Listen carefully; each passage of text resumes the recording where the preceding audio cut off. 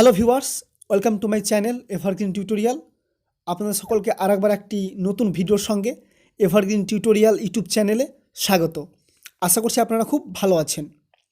এর আগের ভিডিওতে আমি আপনাদের দেখেছিলাম EBG 1, EBG 2 এবং এনভায়রনমেন্টাল স্টাডিজ বিভিন্ন সাবজেক্টের অ্যাসাইনমেন্টের উত্তর এবং পাতা নম্বর আমি দিয়েছি এবং অনেক পিডিএফে দিয়েছি। আজকে ভিডিওতে আমি আপনাদের দেখাবো EBG 4 অর্থাৎ বাংলা চতুর্থ পত্রের কোন প্রশ্নের উত্তর কত নম্বর পাতাতে আছে এবং কতটুকু লিখতে হবে।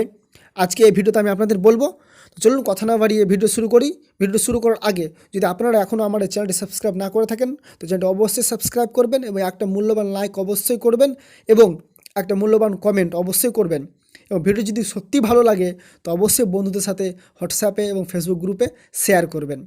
তো প্রথম যে প্রশ্নটি আছে, কপালকুণ্ডলা উপন্যাসের নায়ক চরিত্র হিসেবে নবকুমারের চরিত্রের সার্থকতা আলোচনা করুন। প্রথম যে প্রশ্নটি আছে আপনাদের 40 নম্বর পাতাতে এই প্রশ্নের উত্তরটি আছে। ওখান থেকে আপনারা কিছু শব্দ বাদ দিয়ে একটা লাইন বাদ দিয়েও গল্পটা পড়ে নেবেন এবং উত্তরটা লিখে নেবেন ওখান থেকে। এখানে 20 মার্কের আপনাদের দুটো প্রশ্নের উত্তর লিখতে হবে। তো দ্বিতীয় প্রশ্নটা যেটা আছে, ধ্বংস গল্পে খ নম্বর বলছি আমি, দ্বিতীয় প্রশ্ন যেটা আছে খ নম্বর, পদ্মা নদীর মাঝি উপন্যাসের হোসেন মিয়ার চরিত্রটির গুরুত্ব নির্ণয় করুন। এই প্রশ্নের উত্তরটি আপনাদের 91 অর্থাৎ 91 পাতাতে আছে। তো এই প্রশ্নের উত্তরটা একটু খুব বড় আকারে আছে। তো আপনারা কি করবেন, সেখানে অনেক গল্পটা পড়ার পর একটু ছোট করে লেখার চেষ্টা করবেন, নইলে আমি আপনাদের PDF ফাইল দিয়ে দিব, সেখান থেকে আপনারা দেখে দেখে লিখে নেবেন। তার আগে ভিডিওটি ভালো লাগলে অবশ্যই একটা লাইক করে দেবেন। তারপর চলে আসছি এবার 2 নম্বর প্রশ্নের।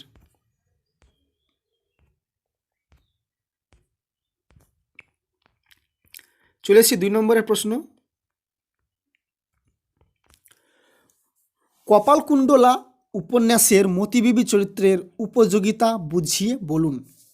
ক নম্বরের প্রশ্ন আপনাদের 43 অর্থাৎ 43 পাতাতে এই প্রশ্নের উত্তরটি আছে। এখানে ভিডিও আমি আপনাদের বলতে চাইবো EBG 4 এই সাবজেক্টটার ব্যাপারে যে আপনাদের প্রত্যেকটা গল্প এবং সারাংশ এবং প্রাসঙ্গিক আলোচনা এগুলো ভালো করে পড়ে নিতে হবে। কেননা তখন এই গল্প থেকে যে প্রশ্ন দিক না কেন আপনারা লিখে আসতে অবশ্যই পারবেন। কোনো প্রশ্নের ওপর, নির্দিষ্ট প্রশ্নের ওপর ভরসা করবেন না, সম্পূর্ণ গল্পটা ভালো করে পড়বেন।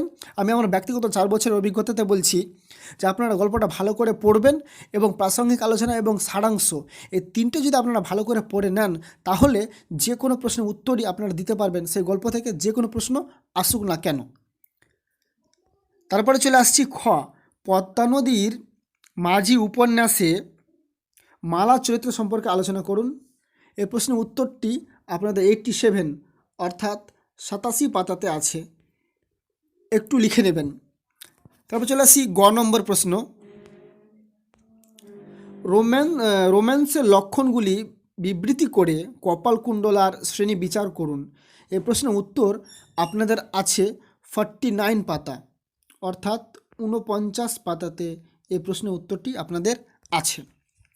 এই গেল 2 নম্বরে। আবার চলে আসছি 3 প্রশ্ন।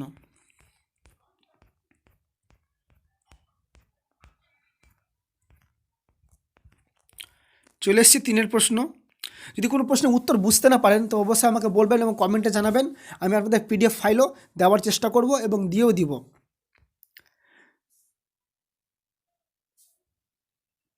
যেটা প্রশ্ন আছে, কপালকুণ্ডলা উপন্যাসে শ্যামসুন্দরের চরিত্র গুরুত্ব কতখানি। খ নম্বর যে প্রশ্নটি আছে আমাদের 46 পাতাতে আছে।